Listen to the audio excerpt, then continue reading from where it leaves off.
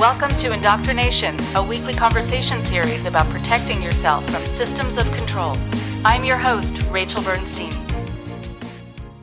Hi, everyone. I want to be sure to take a few moments to encourage everyone to allow themselves some self-care and a break during the upcoming holiday season. No matter your religious background or your family situation, these next few weeks can be very stressful for everyone for a variety of reasons. And it's important to take a step back and give yourself that break whenever possible and in whatever ways you can. So to follow my own advice, this week my team and I are taking a moment to rejuvenate ourselves and make plans for all of the amazing shows we have coming up for you in the new year. So today, in place of a new episode, we are re-airing one of our favorite episodes from our exclusive Patreon archive, which also features our early interviews with people like Janja Lalich, Tony Ortega, Chris Shelton, and many more. If you'd like to gain access to our first 50 episodes, which are available only in this archive, as well as all of our bonus episodes and more, please consider becoming a member at patreon.com/indoctrination. You can help support our mission of protecting people from systems of control for as little as $5 a month. It goes a very long way to keeping the show on the air and is very much appreciated. You can find a link to sign up in the show notes of this episode. And now here is a replay of our episode from 2019 with Matthew Remski.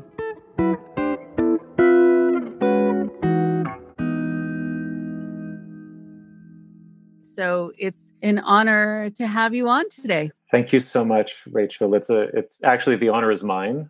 Your podcast has been really helpful for, so many listeners, but for me personally, it's been a really healing thing to be able to see how all of the threads tie together. So thank you for all of that. Oh, you're welcome. You're welcome. My pleasure. I've been enjoying doing it. And so it's been fun also because then I get to meet people who are doing this kind of work and talk to you also about your own particular experiences. And so as I often start, I know you're busy with your book and all of that, but what do you do at other times? At other times, that's a good question. Other times? Right. What's new for me is that this is very new, so it might be even premature to say, but I have made a commitment to start taking care of myself a little bit more concertedly, especially after finishing up with this book that's about to be published in March. It's taken about 3 years, and it's taken a toll. And, at a certain point, I realized, I really trained myself to sleep no more than 4 hours at a time. And I'm not exercising as much as I should. And I'm really fulfilled by this work, but it also feels compulsive. And I've slowed down a little bit. I've decided not to take on any new work for the next 2 months. I've got 2 months before the launch date. There's still a bunch of book details to take care of, but I'm not taking on anything new. Trying to spend a little bit more time with my family. We have 2 little boys. Nice.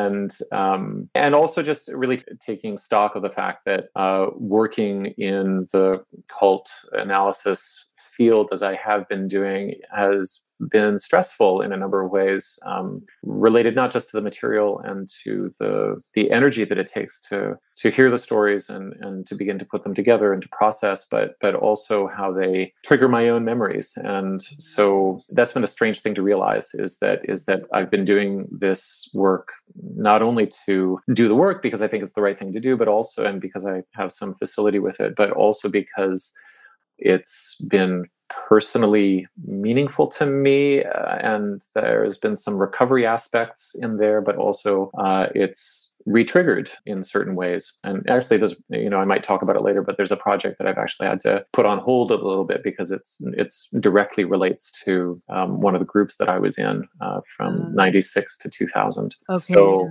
Yeah. I mean, I Yeah. certainly want to hear your history. I think just talking a little bit about that, about being re-triggered, something that I talk to my clients about is taking the material in bite-sized pieces, just uh, like sort of chewing on a little bit, Right. checking in, seeing if you're okay, just sort of keeping sure that you have people around. Daytime is probably easier to do reading also, just in general, when you feel like you might get triggered, but just to stop when you feel like it's getting to be too much, put it down. You actually have a really nice way of presenting that in the book that I got a sneak peek of. Well, that's the thing, isn't it? Is Yeah. I do have this whole section on self-care while reading this book, very somber advice. That is, I think it is. I hope it is useful for readers. But I think it was maybe proofing that section for the third or fourth time that I was like, oh, I haven't done any of these things. And I do have outside support, and I have I have access to good reality checking, but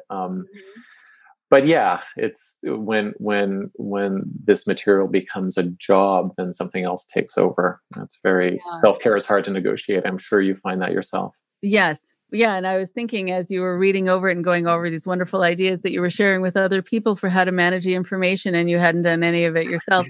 I have that a lot when I'm giving sage advice to my clients, and I'm thinking, it's actually not a bad idea. I should probably Right. Right. consider. Yeah. Yeah, and it might have been something that you actually did, like a number of years ago, and it worked for you. And Yeah. yeah, Right. we can forget that stuff too. And also, I think the time feels limited. Like we want to use our time for the other, Right. and Right. don't think about using those things for ourselves because we're crafting how to help the other person. Right. Right. But it is a really good opportunity to check in and make sure you're doing self-care along the way. Right. I'm always curious about what prompts people to have their experiences and then turn it into an opportunity for education and prevention, and why that was important for you. I didn't decide for it to be important to me. I think it emerged out of um, almost a readoption of writing practice as a kind of self-care practice after, well, a number of years after I left the second group that I was in. In both of the cults I was recruited into, there was a real emphasis placed upon techniques for meditation and contemplation that would empty the mind, or somehow rewrite your thoughts with mantras, or with the ideology of the group, or that the empty non-conceptual state of whatever was actually the ideal state for the human being to be in. So that was really valued. And I had, prior to that, I had been like a compulsive writer from my early teenage years. And one of the biggest sort of realizations of how deeply I was influenced by these two experiences was that I probably stopped writing for a decade.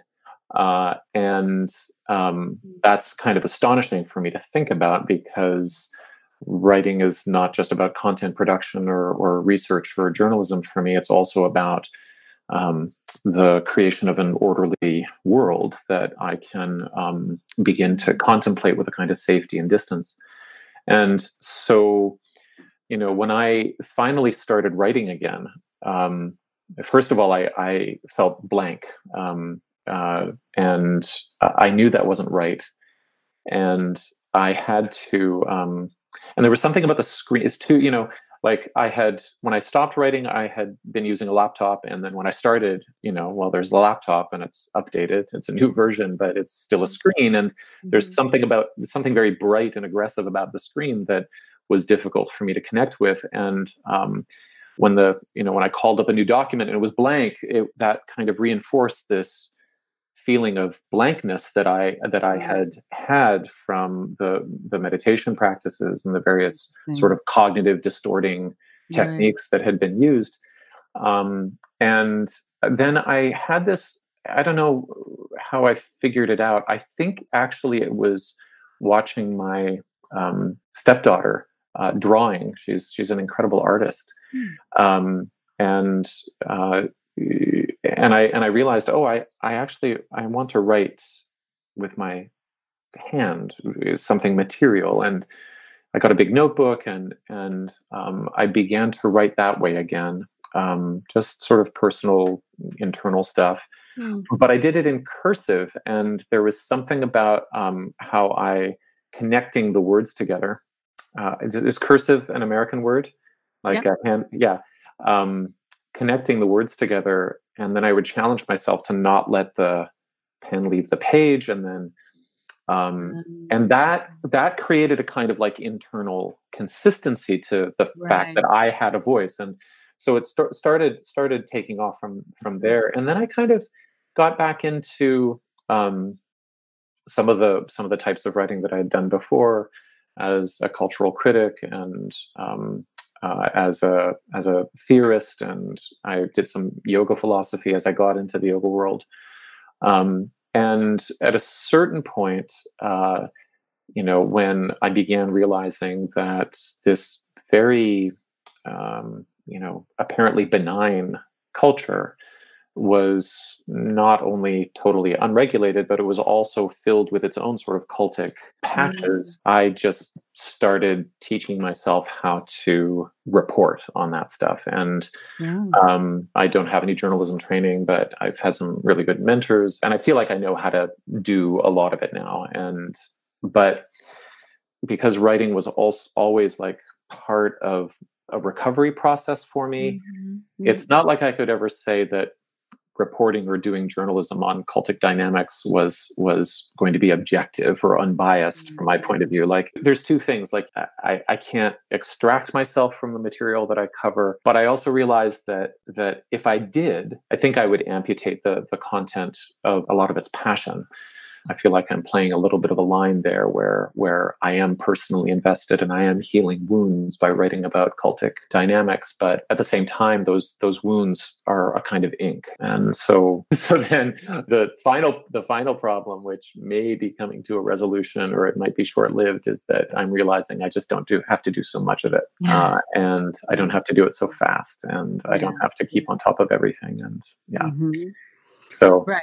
It's nice. It's nice when you realize that you can keep kind of a things in balance, kind of a good homeostasis, that you don't have to feel pressured. I like the idea of writing in cursive. Right. I think there are a lot of people of a certain generation who don't know what that word means, but I think it's starting to come back. Hopefully, and I think I wanted to write to John Jalalich about it, because she has a whole bit in one of her books about how recuperative writing can be for the cult survivor, and for many of the reasons that I've discussed. But I wanted to throw this. I just wanted to flag that little bit for her. I don't know if she's heard that before. That there was something kinetic or somatic about it for me as well. Yeah, it makes sense. It makes sense. Also, the cursive, that it's this continuity, connection. Right.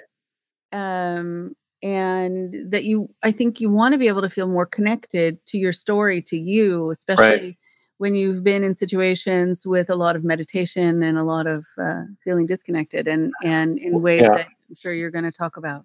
Well, if you have a beautiful page and you have ink and you're connecting your letters and your words together, there is a real bias towards first thought, best thought. And it's just really, really easy to use the delete key on the laptop or the desktop. And I think that there's a discouragement from editing, and that was really important, because I think I was taught over 6 years or so, and then in the aftermath afterwards, to basically distrust everything that I thought. Okay.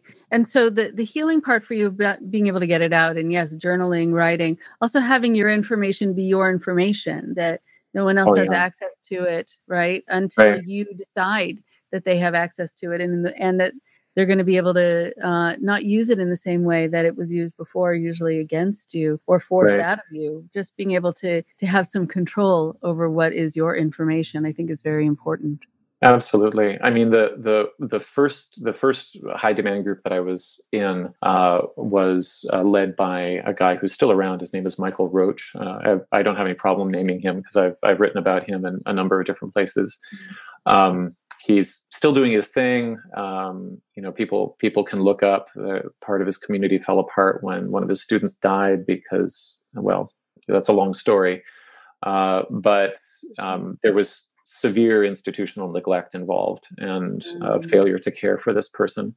But one of the practices that he had us do in this kind of neo-Buddhist set of rituals was to journal, but in a confessional sense. That that the journaling would be 6 times a day, that you'd write down your relationship with one of about 200 vows that you had taken. And they're standard vows. They're not vows to him, but they're vows that he interprets.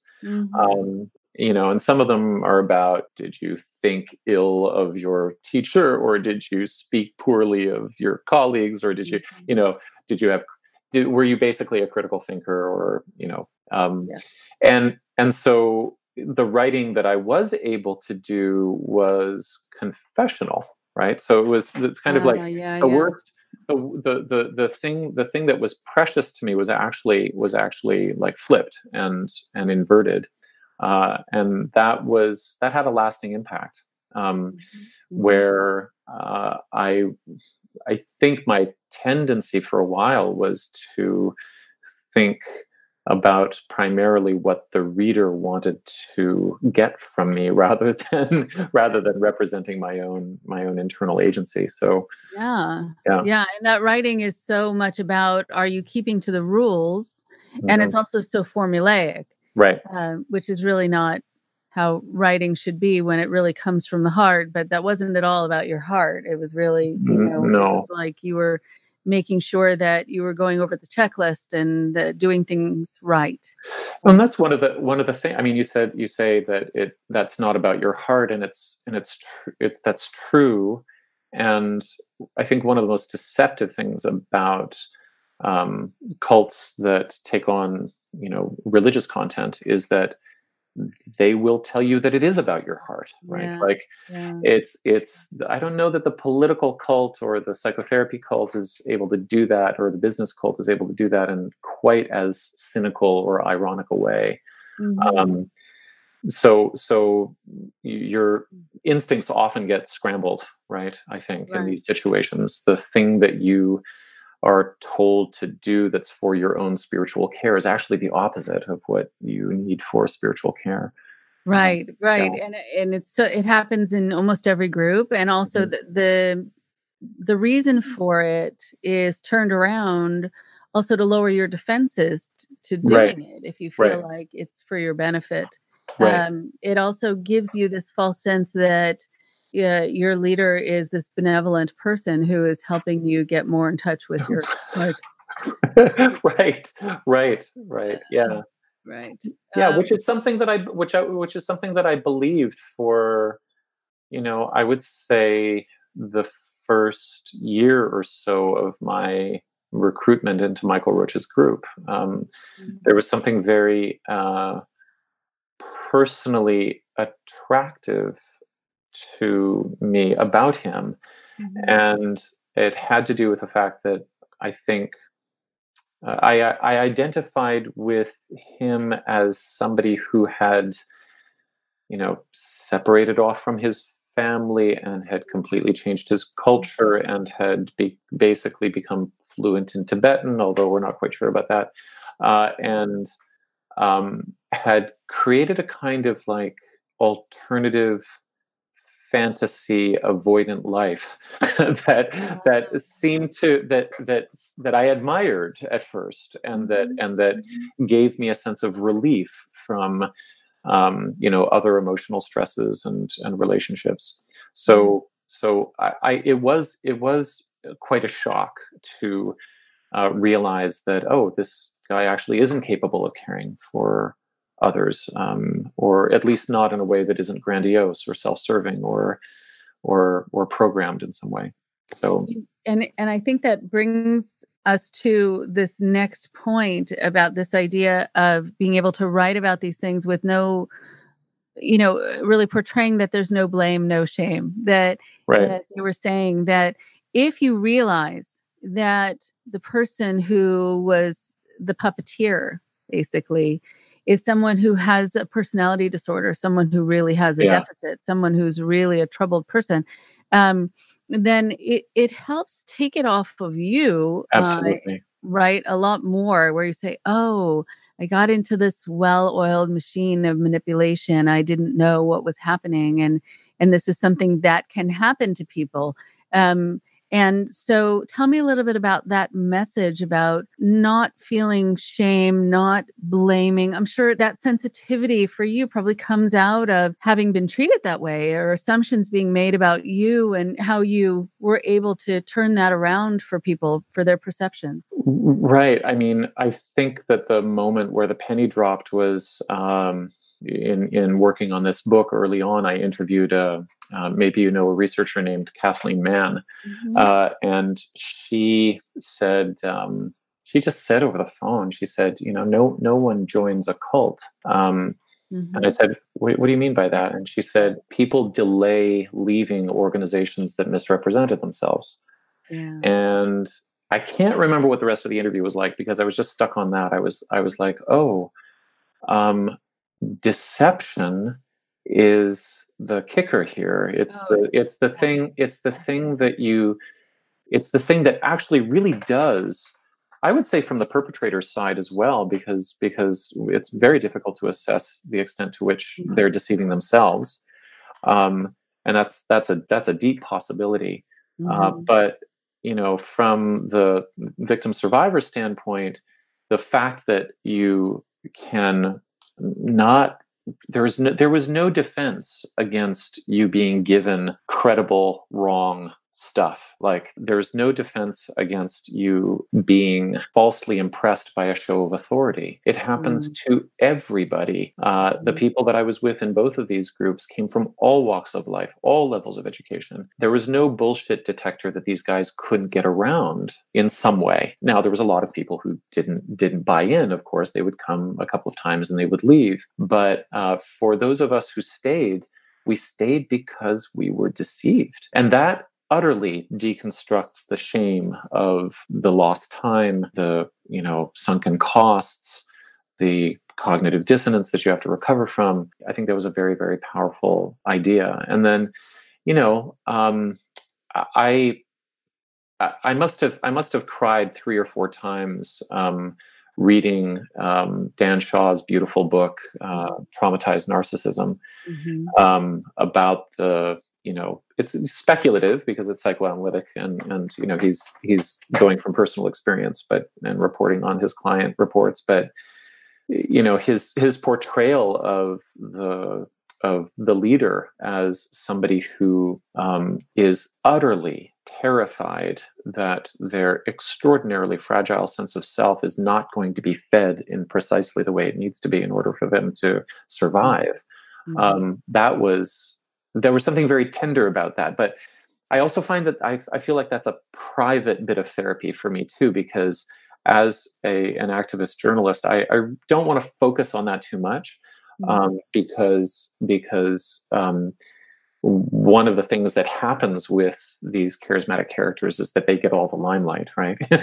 um, I also find that, like, when when I'm researching Patabi Joyce, who this book is about, coming out in March, one of the biggest obfuscating questions to really making it public and driving home the fact that this guy sexually assaulted women for 30 years straight in public in his yoga classes, people would always say, well, what was his intention? People would say, well, did he have an erection, or what did he really mean? And I'm like, we're spending a heck of a lot of time talking about the intentionality of a predator, Right. and not a lot of time at all talking about what the survivors actually have to say. That focus, Dan Shaw's work has been really powerful for me in getting out of the animosity, or just relieving the stress of the animosity that I bore towards the two leaders of Mhm. the groups that I was in. But at the same time, sometimes people have to feel animosity to get free. I think so, especially after being in situations where you're not allowed to have anger and Totally. resentment and animosity, Right. where your ability to really protect yourself and have the spectrum of your emotions that are built into your system, but that there happen to be some that threaten that fragile ego of the leader, and so they're demonized, or you're diagnosed as having something wrong with you if you exhibit Right. them or feel them. It all the more reason for you to be able to then share this proof that you are a free person by saying, this really pisses me off. Right. I have Right. the right to feel that way. And Right. it's a gauge about how wrong it was and how something did happen to you that was not okay. Right. And I think it's a very important thing to have that register. There's a story that's coming to mind that is actually really beautiful, and to me as part of this process of being able to be angry. So my the bare bones of my history are like 96 to 2000. I'm in Michael Roach's group, and then as not uncommon with people who are in high demand groups, when that was severed, because I realized this person is not who they say they are, and they are manipulative, and all of the things that I could see very clearly all at once. I had nothing. I had my relationship. I didn't have a career. I didn't have money. Mm-hmm. And I had a friend back in Vermont who had said, Endeavor Academy in Wisconsin was one of where I had one of the most profound experiences of my life, and I remember, I can't remember where I phoned him from, but it was like a payphone somewhere. And I said, how do I find this place? And, a few months later, I'm in another group. Mm-hmm. And so that goes till 2003 or so. And then yoga was something that was just sort of around the boom started to happen in around 2003, 2004. As I got out of this second group, here's this unregulated industry that's kind of related to the spiritualities that I've been studying. And, you can get a training in it in 200 hours and, open a yoga studio. And so I was like, okay, well, that's what I'm going to do. Not knowing at all how much I would have yet to learn, of course. But when I started getting back into my own body, my own flesh, through the yoga postures and breathing, this was great. And I didn't really see at first that this is an environment in which this stuff happens as well.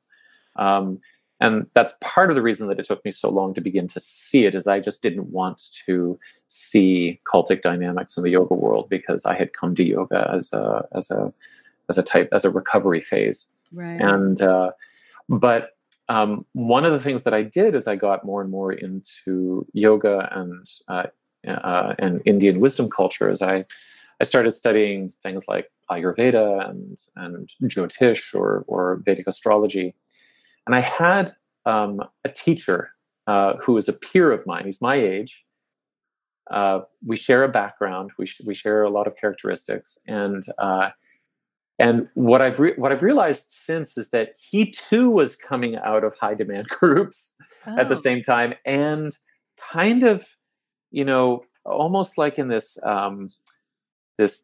this thrust towards, let me find something authentic for myself within this same field. He had highly educated himself in Sanskrit and in a number of texts, and he had become a really good independent scholar of Indian wisdom culture, but also a very devotional person, and that's where we were different. Anyway, our relationship was very close, and then it got, there was friction between us, and then I started publishing, kind of not well researched pieces, but like blog pieces on, the creepy feeling that I would get when I went to a particular yoga ashram, or that, there's a restaurant here in Toronto called Annapurna that has been open since like 1970 whatever, where devotees of Sri Chinmoy work for, I think pennies on the dollar, serving right, serving very low protein food, but smiling like all the time. And I think I wrote something snarky about Annapurna. And so my friend and this guy who was teaching me, he was just incensed. Like, these are good people. They haven't hurt you. They're not doing anything wrong to you. You are turning them into children. Why are you, why are you so insulting?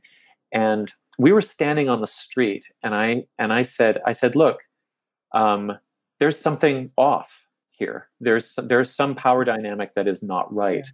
There is something that feels wrong to me. And the argument escalated, and it was one of the most beautiful June days I can ever remember in my life.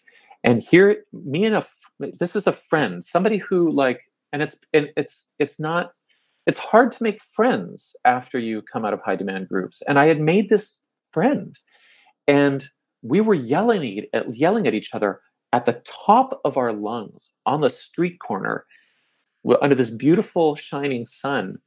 And then it was like, screw you. And then off I rode on my bike. And when I got home, I had like a mystically quiet, still, warm experience of, oh, I can be angry about what happened to me, and I don't have to believe anything that anybody wants me to believe anymore, and I don't have to be, I'm not beholden to anybody, and I'm just here. I remember it was almost I was wondering whether people ever converted to being atheists and they felt some mystical experience, right? Where like all of this stuff that they had formerly believed in just kind of melted away, and along with all of the feelings of guilt and shame that kept them sort of trying to appease whoever they were serving at the time, and so anyway, it was, but there was something about the rage that like to the sky we could have been locked up, right? So there's something about that surge of rage that I was able to share with a friend. Mm-hmm. I think it's very, very powerful for a lot of reasons. Sometimes it's also cumulative. And so sometimes you kind of deposit it on a friend when it's really from a lot of different things. But a friend could say, "Oh, whoa, slow down, Sparky. Let's try to figure out where this is coming from." But I think that, what is really important about that, I mean, it's also, ironic that he said that you're talking about them like children, because Sri Chinmoy actually called his followers boys and girls. Right. And he was the father. So that's perfect for that group. Right. In this weird way. But, at the same time, being able to have your anger. And then when you were saying that you wonder if people who become atheists have that moment, I think anytime you have something that feels like an epiphany that comes with this openness to a new idea that also comes with relief. Right. Yes, you're going to have that moment that feels transcendent and feels really good in the way that it connects with our brains and the chemicals that are released. Yeah. So yes, I'm glad that you had that. It sounds like it was a really good, important, and kind of watershed moment. It was absolutely a watershed moment. There was, as I said, this falling away of the guilt and shame that kept me in an appeasing or deferential relationship to this whole series of structures. But then also this sense, as I sat in my study and this just sun was coming through the window, that I was okay. Like I didn't have to work. I didn't have to work at this internal self anymore. Like I was just okay. There's no more mantras, no more studying, no more trying to figure out the patterns of the stars. No, no more, no more trying to, hone my intuition so that it could mirror that of the charismatic master. Yeah, I just didn't have to. I didn't have to do it. It was very relieving.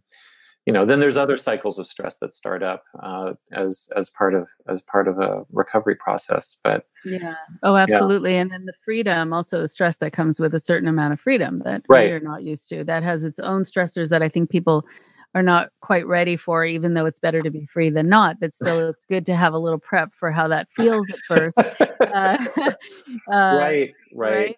Um, I'm just curious also before this Michael Roach's group.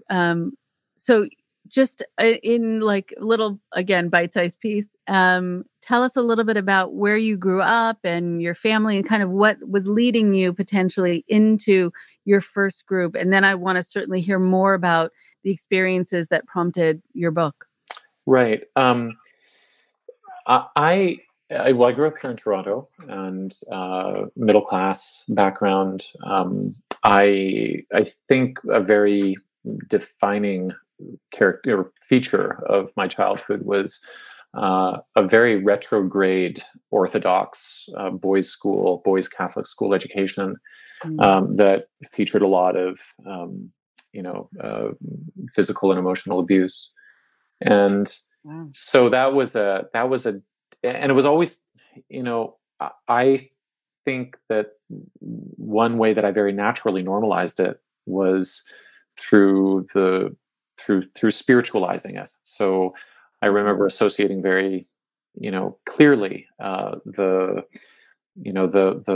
gore of Catholic iconography with a sense of, the necessity of suffering. That was a very early equation for me. And then there was something too about, we were, as boys, we were all to sing and to make music. So it was St. Michael's Choir School here in Toronto. And one of the things that I think also made its way into my wiring was this connection between aesthetic beauty and pain, or aesthetic beauty and cruelty.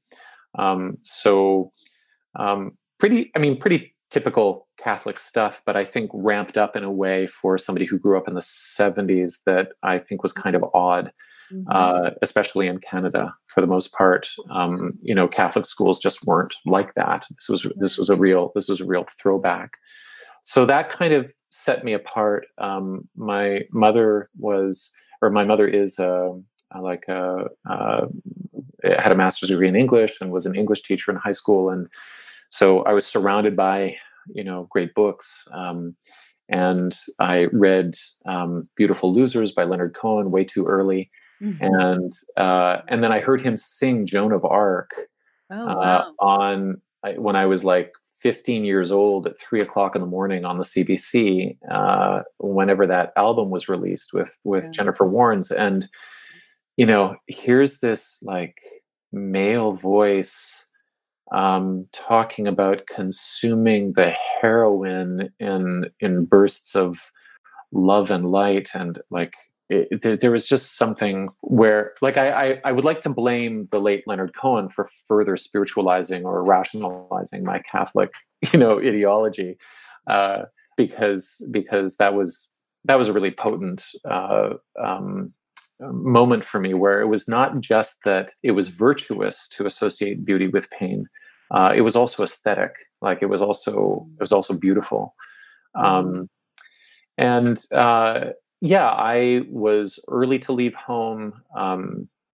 I went through probably a number of bouts of undiagnosed clinical depression, and then I had a series of idiopathic, like major seizures over the period of about 6 months when I was 21 or 22. And I associated those seizures too with a kind of mystical experience. Yeah, so this is something I'd love to talk to Yuval Laor sometime about, because because I know he does a lot of study in the relationship between the charismatic figure and religiosity and epilepsy. Yeah, if anyone wants to study temporal lobe epilepsy Right. and what it does, I mean, it is fascinating. Yeah.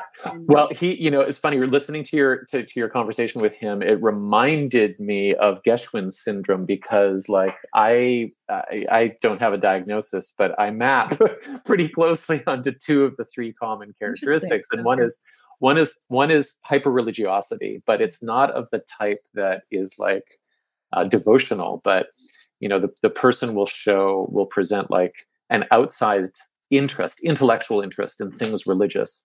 And then the other thing is hypergraphia or nonstop writing. So this was a period of 6 months or so that the seizures took place, and they haven't happened since.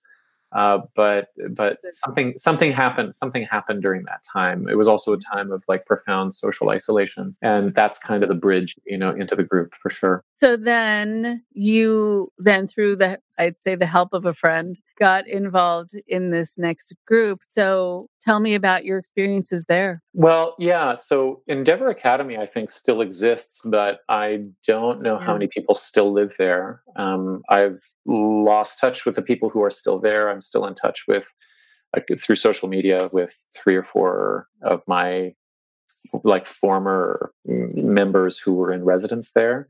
It's in Wisconsin Dells, Wisconsin. And it was founded by a guy named Charles Anderson, who died in 2008, and so that would have been like 5 years after I'd left. And he was a recovered, well, not quite like a dry alcoholic, Alcoholic Anonymous. What's it called? A blue book thumping, but also his main text was A Course in Miracles. And I think that what impressed, I actually fell for this, which I still have, even though I was deceived, I still give myself a side eye about this one. When I first walked into one of his sessions, which would just be him sort of teaching extemporaneously, and often in a sort of garbled, jazzy, scatty kind of way. He was quite a wordsmith and bullshit artist. He looked straight at me and he said, "Oh, I see the Buddhist has arrived." And then he took his sock and he like smacked me across the head. And there's this like conversion story in Tibetan Buddhism where one of the saints, Marpa, takes his sandal and hits Milarepa across the head, over the head with it. And I found out later that somebody had given some intel to him, right? And I thought he had just intuited that. Mm-hmm. And he said, you are free as God made you. What are you going to do? Meditate about that? And, there was something very compelling, not just about the deception, but about this line, which he would feed to everybody, which is, you are, as a human being, you are a perpetual tangle of doubt and uncertainty. And can you just get over it already? Like you're not doing yourself any favors by contemplating or by meditating, or just understand that, you're standing in the light of God right now, or whatever. And because I'm certain about that, because this was his pitch, because I'm certain about who I am, you can be too.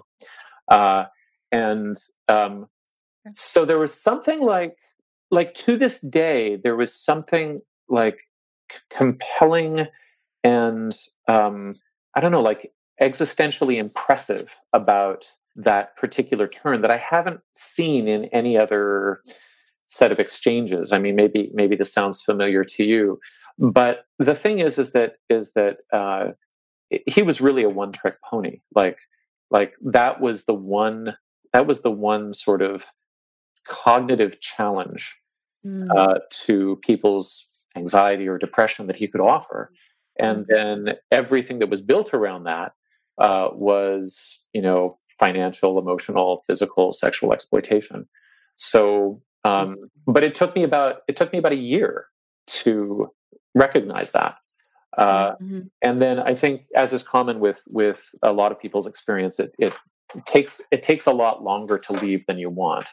And that's because it's hard to find anybody to talk to. It's because you've invested a lot already. It's because what are you going to do outside anyway?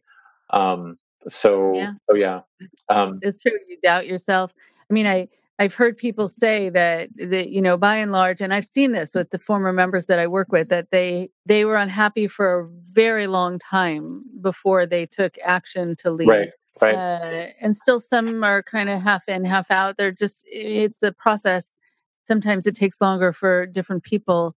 Certainly. It's interesting. You talk about his way of being with you and being on the stage. And even though you saw that he was this one trick pony and it became, what is it, that if you're a hammer, everything is a nail, like it all is sort of the same for everyone. Right.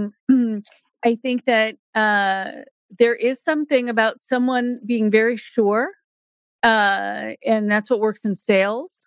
He was a salesman. Yeah. So he was confrontative, and he also seemed insightful and psychic to a certain degree, even though he had gotten intel, which often happens.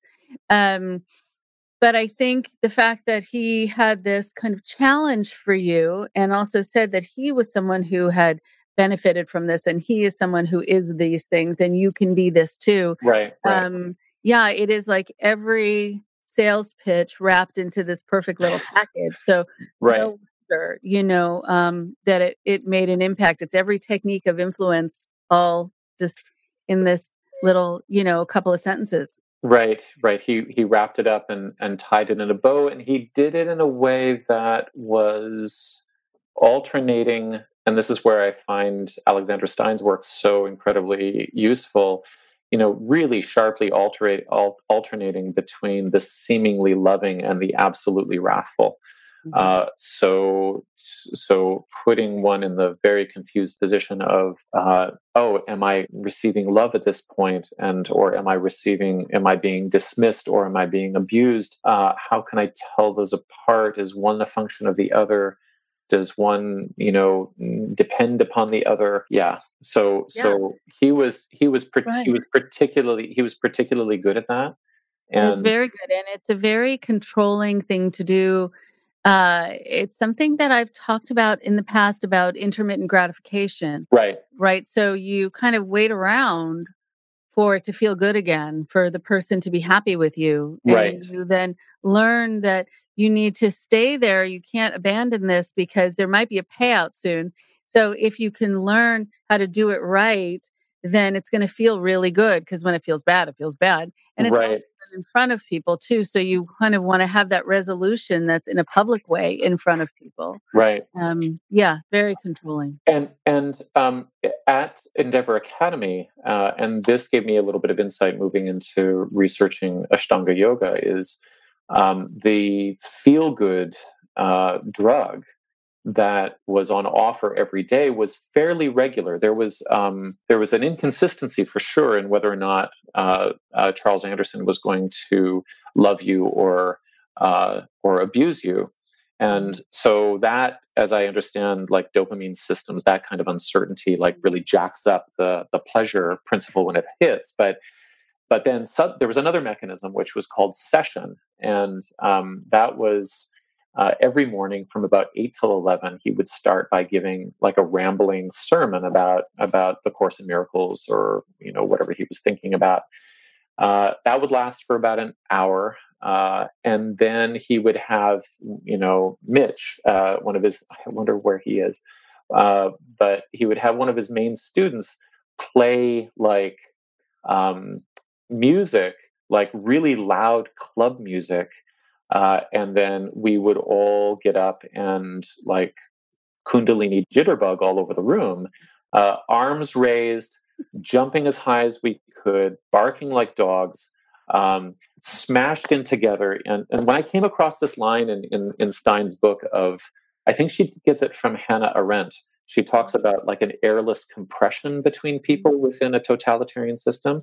That was exactly it. Like we actually had, there was like a mosh pit dance party, which sounds great in some ways, but it was every single day.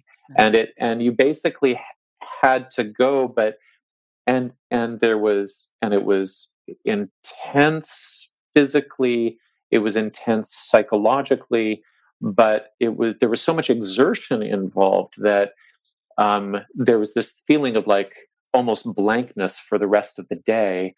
So there was this like stimulation of like pseudo euphoria that when I saw that hidden camera stuff footage in Wild Wild Country, where they captured some of what was going on in either in the Oregon ashram or in Pune in India, where did you see that? Where there was the group, the sort of fly on the wall group therapy sessions that were like violent, physical and sexual assault, cast as therapy encounters.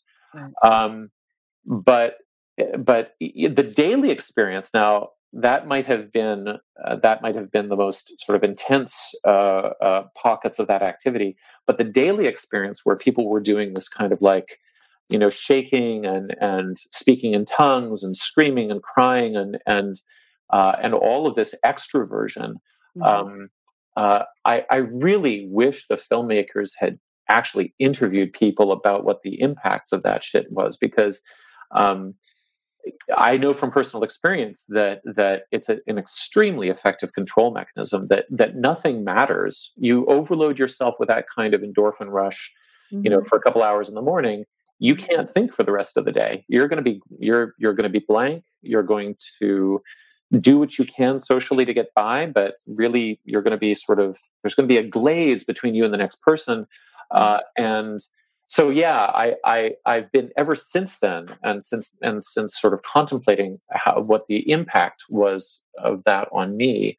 I've been fascinated in, especially the bodily tactics of high control groups, and that shows up in the work that I do on Ashtanga yoga, because the people who ended up being subjugated and assaulted by Patabi Joyce were also involved in intense physical activity that really lowered their defenses. And so, that's a point of fascination for me. Yeah, I think that there are a couple things that are really interesting about it. One is that it does take you into a different headspace. There's no question. It exhausts you and exhilarates you at the same time. Right. And it sends you also off balance. But also it's this, when it's done in a perfunctory way, then it is not something that feels authentic. You're pushing yourself to do it. Which means that it could have been beyond what your body could tolerate. You might have already come from a place of being underslept or underfed, and it's just depleting you more and more. But it leaves you in a confused state because there's a rush and kind of a giddiness around it at times, but also exhaustion. And so I think it's another way to keep people off balance. Right. And I think it's also terribly addictive. Because if there's certain endorphin opiate release at a high level at a regular time per day, and that's also involved in a kind of social contact, but it's a blindered, or it's not an intersubjective social contact. It's there's this sheen between people. It's like you're using each other for the contact high, but you're simultaneously isolated. It's really hard to break away from that. And I think it was that daily experience that I held on to longest, actually, long after I realized that Charles Anderson is just babbling, long after I realized that, oh yeah, so a bunch of people are going personally bankrupt, taking out credit card loans to pay for his bullshit. And oh yeah, like I hung on to that bodily experience because that was a really powerful drug. Very powerful drug, right? And your Yeah. body accommodates and acclimates to something Right. that happens on a regular basis. So at that time of day, your body can start to crave it or miss it, and whether or not it's healthy anymore. Exactly. Um, Exactly. yeah, Yeah. and that becomes a confusing message for your system as well. I think also anything that's done in that multisensory way also has more staying power within our systems For afterwards sure. For sure. because there was Yeah. just more input from the experience. But yeah, it would be interesting to talk to you more about that. But and to expand on that, I think Right. so. To bring us to Ashtanga Yoga, first of all, how did you leave this group and then start doing your other research? I'm just curious. Yeah, I was so it was about 2003, and one of the things that Anderson would do is that he would finish up session and he would tell Mitch to put the dance music on, and then he would go upstairs. It was this old hotel. If anybody knows the Wisconsin Dells, it's like filled with old mobster hotels that are kind of like falling in, and you could buy them up in the 80s or whatever for cheap. And so he'd go to his upper room, and his, the inner circle plus the kind of sycophants du jour would run up the stairs after him. And I remember, uh, I don't know why I went up one day, but I remember I was the first one there for some reason. And I knocked on his door, and he said, yeah. And I came around the corner, and it's this like 1970s, 80s hotel room, um, totally sort of nondescript. And you open the door and turn the corner, the bathroom's right to the right, just as it would be in a hotel room. And I looked in, and I saw him just like looking into the mirror, like, what the hell am I doing? That was exactly, he didn't say that, but it was like, I'm exhausted. Wow. This is right. And then I Mhm. said, old man. That's what we called him. And then I literally saw him put his face on back again. He turned, and then he was like, he did his googly eyes, and he did his, how, I see who you are. But I fucking saw that guy become his persona, and something snapped in my brain. Yeah. Something similar happened with Michael Roach. So that's been key for me, is to realize that, to just see this veil crack. Yes. And and um so anyway, I can't remember, it wasn't that long afterwards that I was like just edging away and trying to pull my roots out without breaking them, and withdraw without being amputated, and preserve some friendships, and preserve the relationship that I was in at the time. And Hmm. so so yeah, then there was a long period of you know waiting on tables, and learning yoga, and wandering, uh and as I said, I came into yoga, as because I found it to be a recovery space.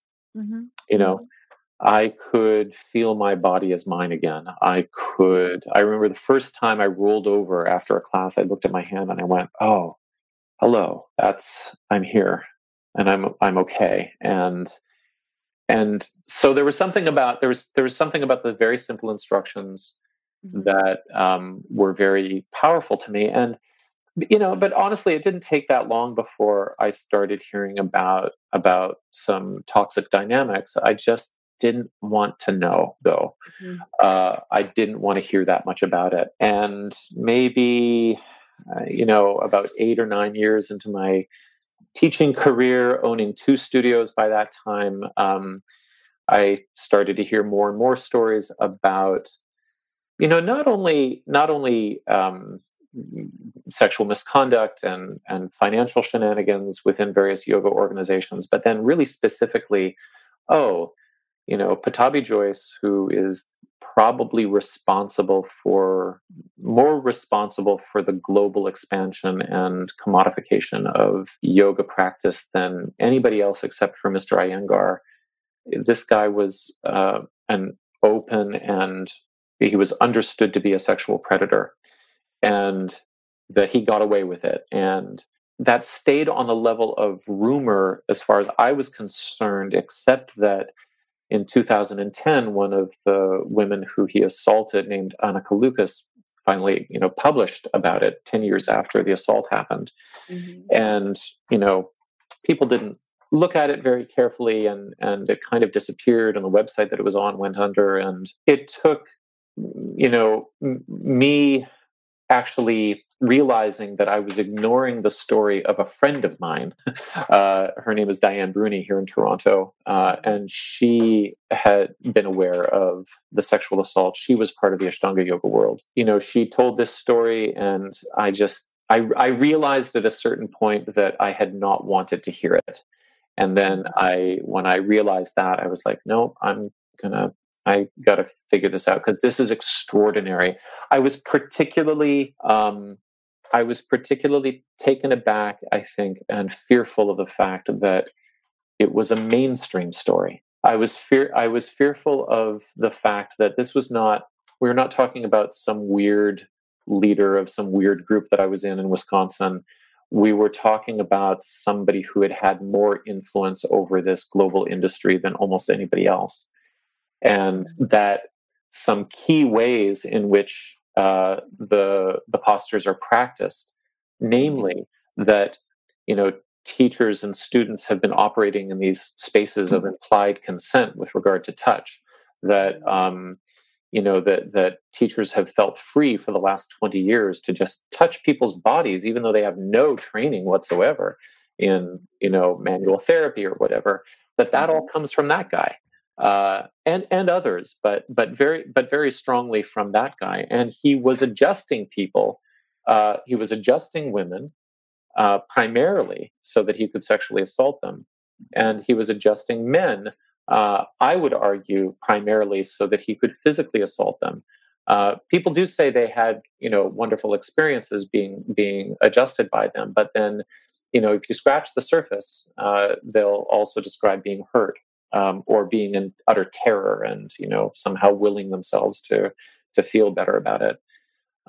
So it took about I dug up Annika Lucas's story, and then another journalist named Elizabeth Kadetsky said, you should try to get in touch with Karen Haberman, because she might have a story to tell. Mm-hmm. Karen Haberman has changed her name. I have to do this detective work to find her. I phone her out of the blue. And she actually, if people look her up, she's actually become, through her own activism, one of the most prominent voices in the yoga reform movement, even though she doesn't really care about the yoga world anymore. Yeah, about 3 years of making connections like that slowly put me in touch with a total of 16 people who gave testimony as to having been assaulted by Joyce over a 30-year period. And I think that, again, just to return to my main fascination, is that this is somebody with mainstream influence. I remember when I pitched the feature article that I got published to The Walrus, my pitch line was, "This is the Harvey Weinstein of yoga." I said, except that nobody thought of Harvey Weinstein as being a spiritual master. What I really wanted to convey to the public, in part through this book, was that in an unregulated industry in which people are seeking physical, emotional, and perhaps therapeutic and sometimes spiritual benefits, we have to look at where the material comes from really carefully. We have to look at who's behind it, who's created it, what kind of power dynamics have created this teaching structure that has now spread across the world. So this is not to say that everybody who's engaged in modern postural yoga is somehow abusing people. It's still going to be a minority. A very small minority, but hopefully the work starts to expose that minority. That would be really quite wonderful, because, I hear about different yoga organizations run by people who were brought up on different charges, others where it really stays under the radar and you don't really know about them until you get involved. And then turns out oops, the leader thinks he's the Messiah. Like it wasn't in the Right. brochure, Right. Yeah, and there's a basic safety issue involved in too with regard to the dishonesty of groups that harbor abuse histories. So some of what I'm doing, not only in the book but also as a consultant, is trying to figure out and then also call out people who are basing their authority for their spiritual content upon an organization that has an abuse history, but not being clear with that and not showing the public, okay, well, this is how I've actually understood it, or this is how I've interrogated the power dynamics that I actually don't want to replicate. Some of your listeners would probably know of a popular writer here in Canada named Dr. Gabor Mate, he's a GP, but he has written a lot about trauma and adverse childhood experiences and addiction and stuff like that. He has a program that he collaborates on with another teacher, and it seeks to bring yoga practices into his addictions recovery program, or he lends support to a program that's called Beyond Addiction. And the yoga portion is provided by members of the Kundalini Yoga group. And, this is a group with a really problematic history that because I don't think Dr. Mate investigated it, they just sort of get a free pass into providing services ostensibly for traumatized people. And then anybody attending these programs, however, can Google, Kundalini Yoga cult or Kundalini Yoga abuse. And then suddenly they realize they're in a training program in which somebody is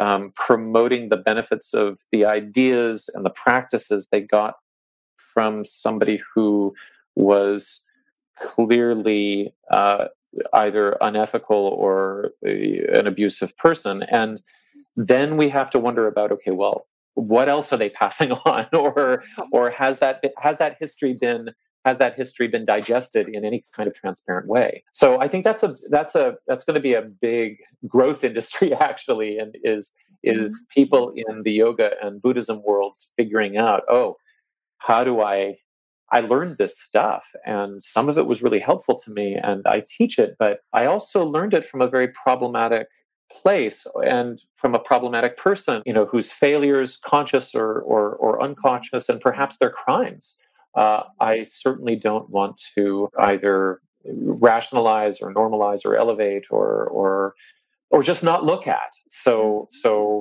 yeah, I think transparency is going to be the keyword of the next 30 years of the yoga and Buddhism worlds. And I think it's a very important thing also for there to be some sort of system of checks and balances, with so many of these groups that don't have a kind of an overarching governing body, then anything can happen and there is no oversight. And so how do you set that up without it being kind of a police state, but still where there is somebody to call if something happens, and that they'll do something to protect you? I feel like that needs to be more set in place. And I'm glad that you're talking about this transparency. What's also interesting, I'm sure you found, is that some people care about that more than others. When they hear that there's a group that has kind of a checkered history, or a leader that has a checkered history, they might say, that's enough for me to not want to be involved. And other people say, yeah, but the practice really feels good, or I really like it. And so right. And the dividing line might be really trauma awareness, either of the person's own history. If you've had a relatively, not nobody has an easy go of it, but if you don't identify as having a trauma load, you might be in that latter category of like, well, I'm going to take what I can, but if you do know a little bit of what you carry, then I think that transparency is going to be more important, and I think it means that those who are aware of their trauma loads are really the canaries in the mine for everybody else. To use the phrase of a friend of mine, Theo Wildcroft, who says that in order to create a really safe space, it has to be safe for the most vulnerable person there. Good if we can start holding ourselves to that ideal, but it's difficult because yoga and Buddhism, like life coaching, are all unregulated, and they're also very and they're resistant to regulation, not just because people want to continue to be under the radar, but also because, at least in the yoga world, the discourse is heavily Americanized, and there's a very, I would say, characteristically American approach to, keep your hands off of my spirituality. This is my private stuff. That's a factor too. Right. So how to strike a balance so that it's not tampered with and there isn't so much of that kind of regulatory force where it doesn't work anymore as kind of a spiritual endeavor because it's too tense, but Right. also that there are safeguards because it really, that has been lacking. I'm really glad that you're, pinpointing the problems, the pitfalls. And I'm curious, as we finish up, what have you found? What have you found that you've learned just in terms of the vulnerability that we all have and why we might have it? I know we touched on it a little bit, but you've done so much research and you've talked to so many people. I'm just curious about your insights as we finish up. I think that the people that I have this book that's coming out just wouldn't exist without the bravery of the women who were able to find a voice to speak about how they were abused within this group. And learning how to listen to that experience has, I almost want to say it's become a kind of, it's suggested a different type of spirituality to me. When I try to put myself in the place of somebody like Karen Rain, who's taken 20 years to recover from these daily assaults, I realize something about how much care people actually need and how much support they need. Not care directly from me, but that's just sort of structural support, and how important it is for people to be believed when they describe their trauma experiences, and how important it is for people to be advocated for when the prevailing ideology of the culture is to blame the victim for having been so stupid for staying, or to foster this belief that, your free will should have, and your common sense should have just turned you away from that toxic environment. And, why didn't it?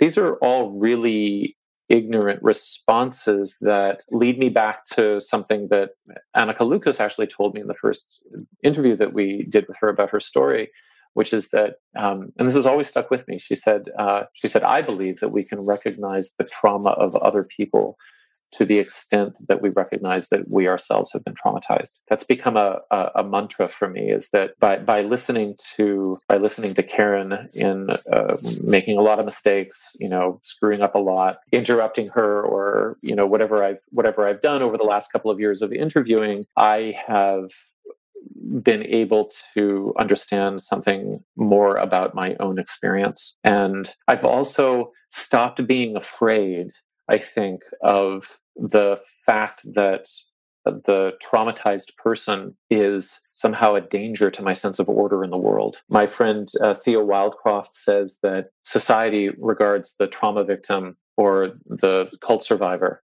we could say also, as contagious. If you really take on their story, if you really go into, this is how you were completely overwhelmed, this is how you were totally taken over, and this is the profound material and perhaps unchangeable effects that you've experienced. If you really go into that as a listener, you might both have to connect with your own experience of that, or you might have to start asking questions about the whole thing. You might have to start asking questions about all of your relationships, about all of the systems of power that you participate in. And I think that's very profound. And I'm not so scared of that anymore. I wouldn't say I'm free of the fear of questions, but they're certainly less than they have been. That's all very beautiful. And I think it's so important that we're talking about people who have been through trauma and then they're re-traumatized by being sequestered in that kind of group of people who might do us harm or might Right. give us uncomfortable insights that we're not quite ready for.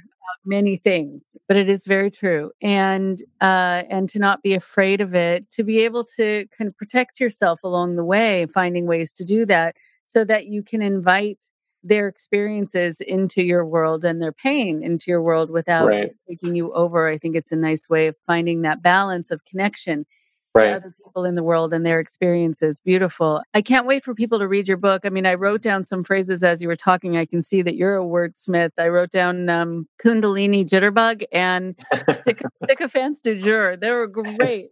And when I hear one of those little nuggets, I have to write it down. But that is, it's really great to be able to talk to you. I know you have many more stories, so hopefully we can speak again and not only more stories but more insights, and just in terms of your own way of kind of navigating so many different realms and worlds and trying to be open to things, and that in healthy environments that's wonderful, and in unhealthy environments you're damaged and hurt, and you can Right. regret the openness, which is really such a crime to do to people who are just there with their open mind and open heart. But thank you so much. Thank you very much for listening. Please support Indoctrination on Patreon at patreon.com/indoctrination. Be sure to give us a follow on our social media. Find us on Facebook and Instagram using @Indoctrination Podcast. And for Twitter, find us at @_indoctrination. We love hearing from you too. So send us an email at indoctrinationshow@gmail.com. And for more updates on the show, visit our website at www.podpage.com/indoctrination.